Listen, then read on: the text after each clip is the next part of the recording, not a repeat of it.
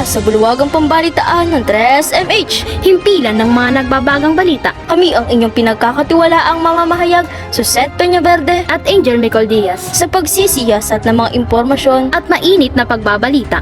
Magandang araw mga minamahal naming tagapakinig. Panibagong paksa na naman ang ating tatalakayin sa araw na ito. Tiyak na kayo may intriga rito, hindi ba partner?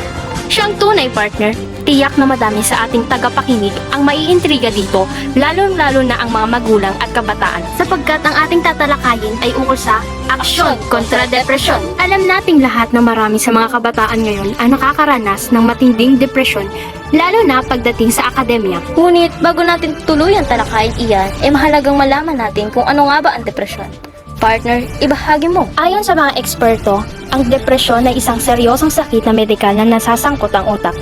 Ito ay isang karamdaman sa emosyon tulad ng patuloy na mababang antas ng kasiglahan o di kaya ay kawalan ng interes. Balik sa iyo, partner. Dahil dyan, marami na ring mga kabataan ang tumigil sa pag-aaral dahil hindi nila kaya ang epekto ng depresyon. Nakakalungkot man isipin, ngunit may mga bata na para takasan ang sitwasyon nila ay nagagawa nilang saktan ang sarili pag hindi na kayang dalahin ang bigat ng problema.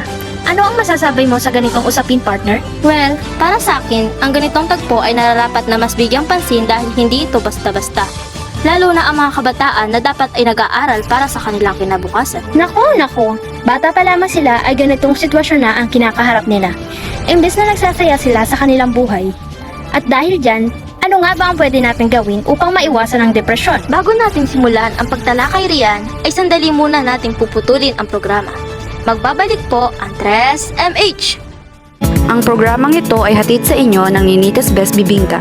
Masarap na, malinamnam pa, kaya san ka pa? Dito ka na sa Ninitas Best. Bibingka'y subok na, patok pa, bili na! Muli pong nagbabalik ang 3MH. Narito ang ilang mga paalala upang maiwasan ang depresyon. Una, subukang maging bukas para sa ibang tao. Kumain at matulog rin sa tamang oras. Gumawa ng mga bagay na pwedeng pagkaabalahan at maging hobbies. At higit sa lahat ay gawin ang mga bagay na nagpapasaya at nagpapakalma sa iyo. Lahat ng ito ay ang mga mahahalagang paalala upang maisakatuparan ang aksyon kontra depresyon.